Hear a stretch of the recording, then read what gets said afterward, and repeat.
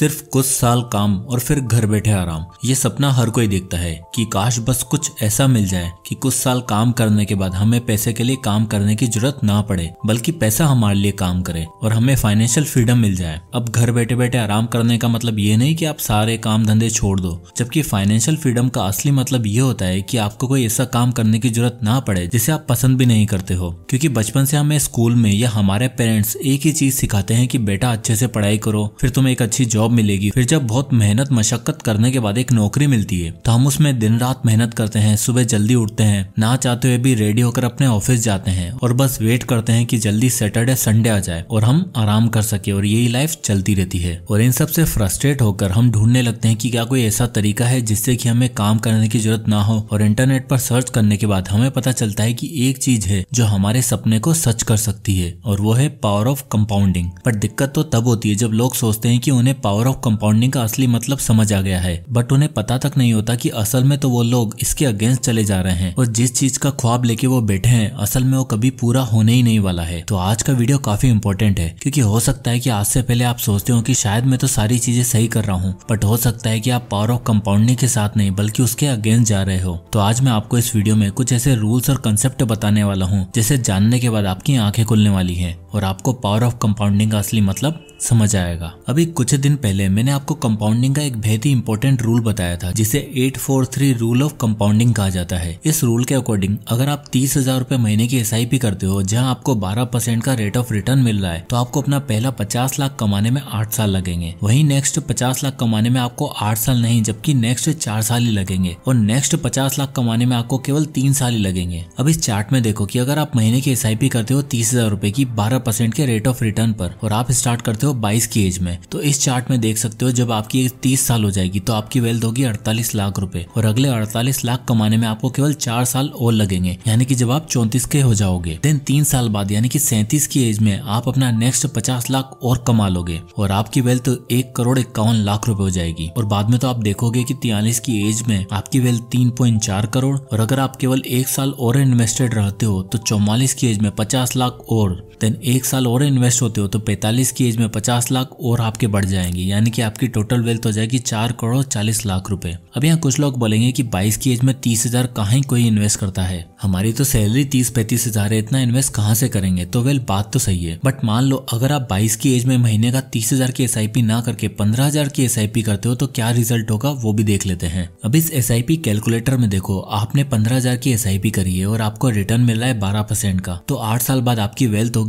24,22,898 रुपए, यानी कि लगभग 25 लाख रुपए। वहीं अगर 4 साल आप और इन्वेस्टेड रहते हो तो ये देखो, तो अगर आप 15,000 रुपए 12 साल के लिए इन्वेस्ट करते हो तो आपकी वेल्थ अब जस्ट डबल हो जाएगी, आपकी वेल्थ अब 24 लाख से सीधा 48 लाख हो जाएगी। वहीं अगर आप नेक्स्ट 3 साल के लिए और इन्वेस्टेड रहते हो तो इस कैलकुलेटर में देखो, 15,000 रुपए 15 साल के लिए वही 12% के रिटर्न पे अब आपकी वेल्थ 25 लाख से और बढ़ जाएगी, यानी कि अब आपकी वेल्थ हो जाएगी 75 लाख रुपए। अब सीधा सा मतलब ये है कि अगर आप महीने की 30,000 रुपए इन्वेस्ट करते हो तो 50 लाख कमाने में आपको 8 साल लगेंगे। वहीं अगर आप 15,000 रुपए महीना इन्वेस्ट करते हो तो अगले 8 सालों में आपकी वही वेल्थ आधी हो जाएगी, यानी कि 25 लाख रुपए। अब आप पे डिपेंड करता है कि आप महीना का कितना पैसा SIP के थ्रू इन्वेस्ट करते हो सकता है कि आप 15,000 रुपए भी नहीं केवल 7,500 रुपए महीने का इन्वेस्ट करोगे तो नेक्स्ट 8 सालों में आपकी वेल्थ 25 लाख नहीं जबकि 12.5 लाख होगी। तो ये कंपाउंडिंग का 843 रूल कहता है कि आप 8 सालों में जितनी वेल्थ बनाओगे उतनी वेल्थ बनाने में आपको अगले 4 साल और लगेंगे और नेक्स्ट उतनी ही वेल्थ बनाने में आपको 3 साल और, फिर बाद में तो आप देखोगे कि आप एक साल में ही उतनी वेल्थ बनाना शुरू कर दोगे। इसलिए हमेशा बोला जाता है कि आप जितना जल्दी SIP शुरू करो, इन्वेस्टिंग कर दो, तो आपको पावर ऑफ कंपाउंडिंग का जादू जल्दी देखने को मिलेगा। बट यहाँ भी लोग एक गलती करते हैं, वो गलती क्या है आगे वीडियो में आपको पता चलेगा। अब हो सकता है कि आपका टारगेट हो कि मुझे तो फाइनेंशियली फ्री होने के लिए 1 करोड़ रुपए की जरूरत है, बट अभी मैं जॉब करता हूँ, ना ही अभी मेरे पास 1 करोड़ है और ना ही कोई ऐसा बिजनेस है कि मैं सारा काम धंधे छोड़कर बैठ जाऊँ, इसलिए मुझे 1 करोड़ चाहिए। तो उसके लिए क्या करना होगा चलिए समझते हैं। और दोस्तों, अभी तक आपने अगर हमारा चैनल सब्सक्राइब नहीं किया है प्लीज उसे सब्सक्राइब जरूर कर लें। जैसे कि आप देख सकते हो कि हमारी 87% ऑडियंस ऐसी है जो हमारी वीडियोस तो देखती है बट सब्सक्राइब नहीं किया हुआ है, तो प्लीज सब्सक्राइब जरूर करें, इससे मुझे काफी मोटिवेशन मिलता है। तो चलिए आगे बढ़ते हैं और समझते हैं कि अगर आपको पहला 1 करोड़ बनाना है तो उसके लिए क्या करना होगा। ये है अजय, इसकी एज है 25 साल और ये एक प्राइवेट कंपनी में जॉब करता है जहाँ इसकी सैलरी है 40,000 रुपए। वहीं इसका फ्रेंड भी है साथ में जिसका नाम है मनीष, उसकी भी एज है 25 साल और उसकी भी सैलरी है 40,000 रुपए। अजय और मनीष दोनों को कंपाउंडिंग के बारे में पता था, तो दोनों चाहते चाहते थे कि उन्हें ये प्राइवेट जॉब ना करना पड़े और जल्दी से जल्दी वो एक अच्छा खासा अमाउंट जमा कर लें। उसके बाद ये जॉब छोड़कर कुछ ऐसा काम शुरू करेंगे जिसमें उन्हें मजा आए। बट वो लोग ये जॉब छोड़ नहीं सकते थे क्योंकि जॉब छोड़ दी तो उनके खर्चे कैसे मैनेज होंगे। तो वो सोचते हैं कि चलो हम इन्वेस्टिंग स्टार्ट करते हैं और अपना पहला 1 करोड़ कमाने की कोशिश करते हैं। तो अजय 50-30-20 रूल को फॉलो करता है, जिसके अकॉर्डिंग वो अपनी सैलरी का 50% यानी कि 20,000 रुपए अपनी नीड्स के लिए रखता है, 30% वो अपने वांट्स यानी एंटरटेनमेंट के लिए रखता है और बाकी का बचा 20% यानी कि 8,000 रुपए वो इन्वेस्ट करता है। अब इस SIP कैलकुलेटर में देखो, अगर अजय 8,000 रुपए की SIP करता है जहां से उसे 12% का रेट ऑफ रिटर्न मिल रहा है, तो 22 साल बाद उसकी वेल्थ हो चुकी होगी 1,03,67,167 रुपए, यानी कि उसने 25 की एज में SIP शुरू करी और 47 की एज में उसके पास 1 करोड़ होंगे। वहीं अगर अजय SIP की जगह स्मार्ट SIP करता है, यानी कि हर साल अपने इन्वेस्टमेंट अमाउंट को 10% से बढ़ाता चला जाता, मतलब जहां वो पहले 8,000 रुपए इन्वेस्ट कर रहा था तो अगले साल वो 10% एक्स्ट्रा यानी कि 8,800 रुपए इन्वेस्ट करता, तो उसे 1 करोड़ बनाने में कितना टाइम लगेगा देखते हैं। अब इस स्टेप अप SIP को देखो, जहां अजय हर साल 8,000 रुपए इन्वेस्ट कर रहा है और वो हर साल एनुअल स्टेप अप कर रहा है, यानी कि 10% से अपने अमाउंट को बढ़ा रहा है, वहीं 12% का रिटर्न उसे मिल रहा है। तो उसकी वेल्थ को देखो, 97,74,167 रुपए हो गई है, मतलब लगभग 1 करोड़ रुपए। और अब उसे अपना पहला 1 करोड़ कमाने में 22 नहीं बल्कि 17 साल लगेंगे और अब वो 47 की एज में नहीं बल्कि 5 साल पहले 42 की एज में ही करोड़पति बन गया होगा। अब चलते हैं मनीष के पास। मनीष सोचता है कि यार मुझे थोड़ा जल्दी 1 करोड़ कमाने हैं, तो अपने खर्चों को मिनिमम रखना चाहता है क्योंकि उसे पता है कि कोई बात नहीं, अभी मैं थोड़ा पैसा कम खर्च कर लूंगा बट कुछ सालों के बाद मैं अपने मन मुताबिक काम कर पाऊंगा। तो वो 50-40-10 रूल को फॉलो करता है, यानी कि वो अपनी इनकम का 50% बेसिक नीड्स में जैसे खाना पीना, पेट्रोल, लाइट, पानी का बिल, इन पे खर्च करता है। 10% वो अपने एंटरटेनमेंट और शॉपिंग के लिए रखता है और बाकी का बच्चा 40% यानी कि 40,000 का 40% हुआ 16,000 रुपए उसे वो इन्वेस्ट करता है। अब अगर इस स्टेप अप SIP कैलकुलेटर में देखोगे तो मनीष 16,000 रुपए इन्वेस्ट कर रहा है और 10% से अपने अमाउंट को हर साल बढ़ा रहा है और उसे भी 12% का रिटर्न मिल रहा है। तो 13 साल बाद उसकी वेल्थ 97,01,705 रुपए हो जाएगी। तो जहाँ स्टेप अप SIP करके अजय को 1 करोड़ कमाने में 17 साल लगे थे, वहीं मनीष को लगेंगे केवल 13 साल, यानी कि मनीष 38 की एज में ही लगभग 1 करोड़ रुपए कमा चुका होगा। अब जब भी आप जल्दी इन्वेस्टिंग करते हो तो आपको उतना ही जल्दी कंपाउंडिंग का बेनिफिट मिलता है। अब मान लो आप 40 की एज में 1 करोड़ कमाना चाहते हो, तो किस एज में आपको कितना पैसा इन्वेस्ट करना पड़ेगा ताकि आप ये टारगेट अचीव कर पाओगे।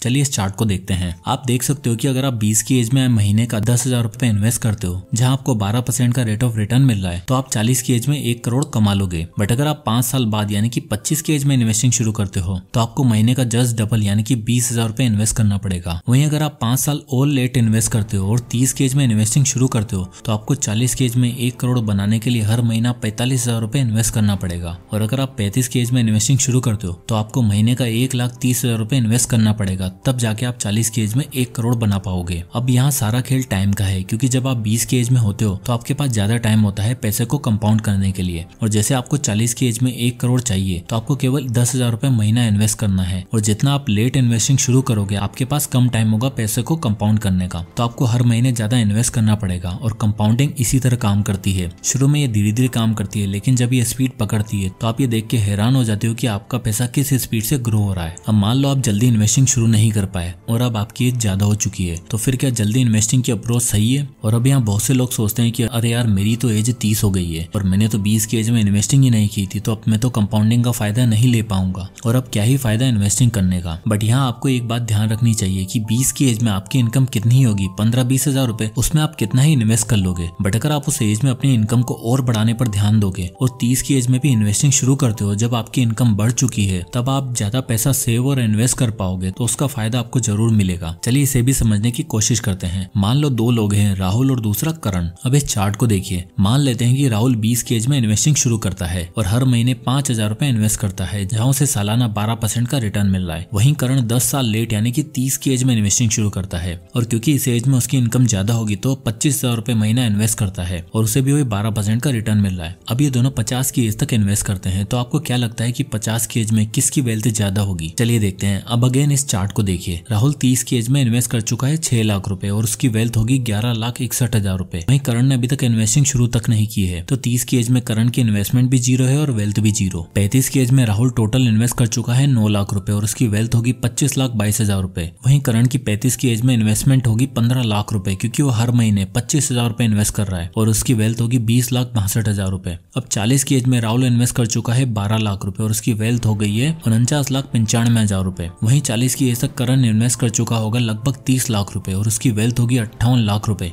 यानी कि अब करण की वेल्थ राहुल से ज्यादा हो चुकी है। वहीं 45 की एज में राहुल की वेल्थ होगी 94,88,000 रुपए और करण की वेल्थ होगी 1,26 लाख रुपए। अब 50 की एज में राहुल टोटल इन्वेस्ट कर चुका होगा 18 लाख रुपए और उसकी वेल्थ होगी 1,76 लाख रुपए। वहीं करण 50 की एज तक इन्वेस्ट कर चुका होगा 60 लाख रुपए और उसकी वेल्थ होगी 2,49 लाख रुपए। अब यहाँ राहुल ने 10 साल पहले इन्वेस्टिंग शुरू की थी, बट क्योंकि वो 5,000 रुपए इन्वेस्ट कर रहा था तो उसका टोटल इन्वेस्टमेंट 50 की एज तक था केवल 18 लाख रुपए, इसलिए उसकी वेल्थ 1,76 लाख रुपए बनी। जबकि करण ने 10 साल लेट शुरू किया, बट क्योंकि वो 25,000 रुपए महीना इन्वेस्ट कर रहा था तो इसलिए 50 की एज तक वो 60 लाख रुपए इन्वेस्ट कर चुका था और उसकी वेल्थ थी 2,49 लाख रुपए। अब सारा खेल था कि आप कितना पैसा इन्वेस्ट करते हो। अब यंग एज में हमारी इनकम कम होती है, इसलिए हम कम पैसा इन्वेस्ट करते हैं, जबकि अगर आप चाहे थोड़ा लेट इन्वेस्टिंग भी शुरू करो और अपनी इनकम को बढ़ाने पर ध्यान दो और जब आपकी इनकम अच्छी खासी हो जाए तो आप ज्यादा इन्वेस्ट कर पाओगे, तो आपकी वेल्थ कुछ ही सालों में और अच्छी हो सकती है। तो आपकी एज अभी कम है तो बहुत ही अच्छा, आप अभी से थोड़े थोड़े अमाउंट से SIP शुरू कर सकते हो